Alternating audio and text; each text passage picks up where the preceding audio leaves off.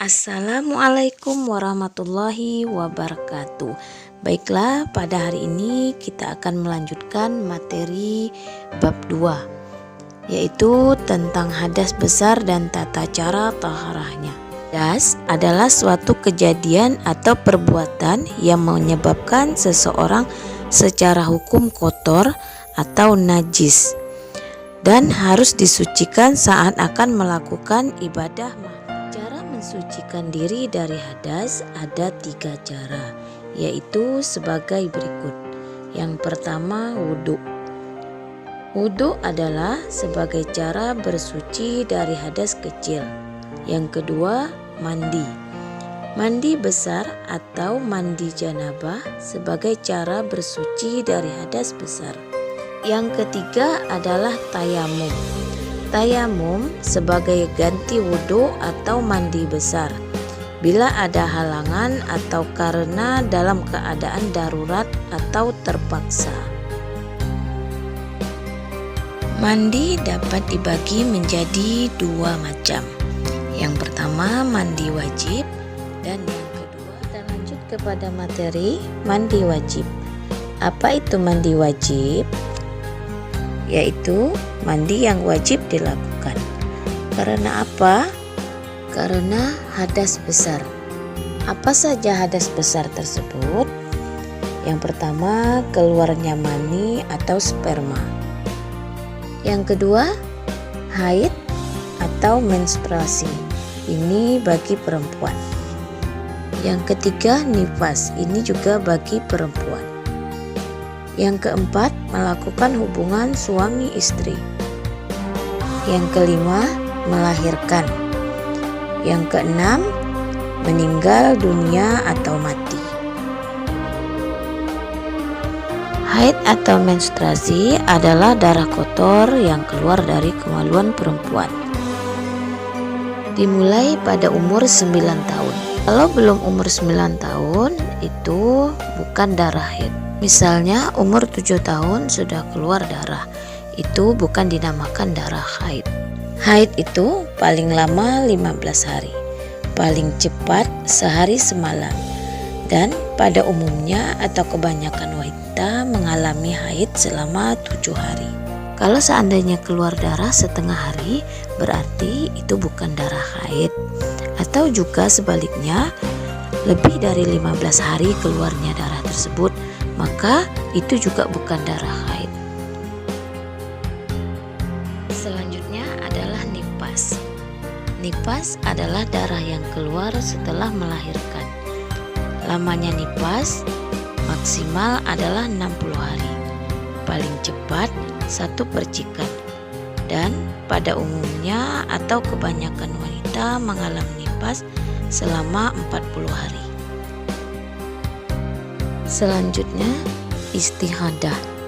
Apabila seorang perempuan keluar darah tidak sesuai dengan ketentuan haid dan nifas, maka darah tersebut bukanlah darah haid atau nifas, tetapi darah istihadah atau darah keluar dikarenakan sakit. Seperti yang telah dijelaskan tadi, apabila kita haid pada umur kurang dari 9 tahun, berarti itu adalah darah istihadah. Dan apabila kita haid lebih dari 15 hari, berarti itu juga darah istihadah. Dan haidnya misalnya kurang dari sehari semalam, berarti itu juga termasuk darah istihadah. Atau nifas lebih dari 60 hari, berarti termasuk darah istihadah juga. Kemudian yang selanjutnya, larangan bagi orang yang haid dan nifas. Yang pertama itu adalah tidak boleh mengerjakan sholat.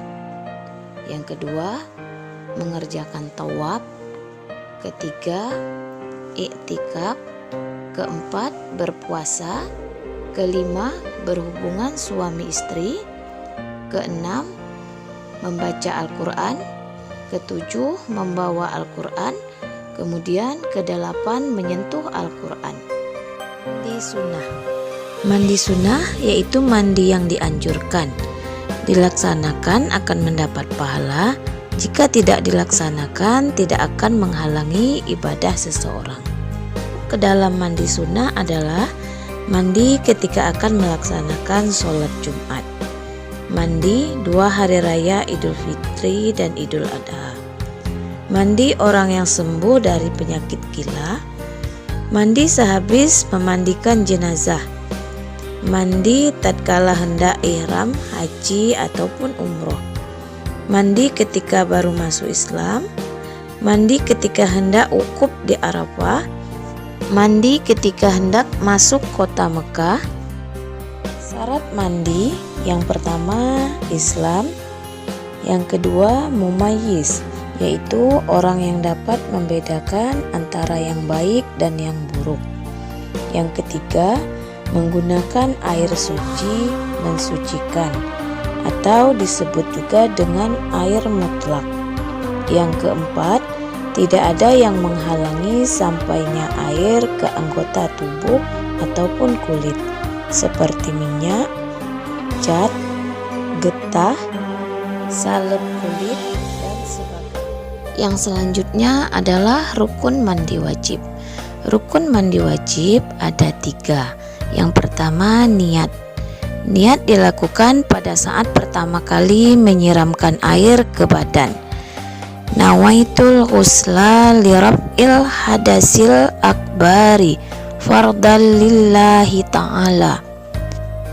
Aku berniat mandi untuk menghilangkan hadas besar karena Allah Ta'ala. Yang kedua, yaitu menghilangkan najis yang ada pada badan. Yang ketiga, meratakan air ke seluruh badan. Yang selanjutnya adalah sunnah mandi. Yang pertama, membaca basmalah dan niat mandi sambil menyiramkan air ke seluruh anggota badan. Yang kedua, berwudu dahulu sebelum mandi seperti hendak melaksanakan sholat. Yang ketiga, menggosok-gosok seluruh badan dengan tangan. Yang keempat, mendahulukan bagian yang kanan daripada yang kiri. Yang kelima, membersihkan sela-sela jari kedua tangan, kaki, ketiak, pusar dan kedua lutut. Yang keenam, mualat, yaitu sambung menyambung dalam membasuh anggota badan. Yang ketujuh, menyegerakan mandi jika haid atau nipasnya selesai.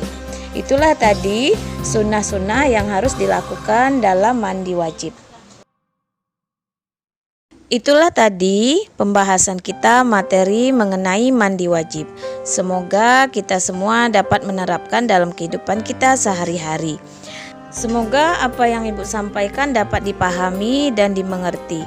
Lebih dan kurang Ibu mohon maaf. Assalamualaikum warahmatullahi wabarakatuh.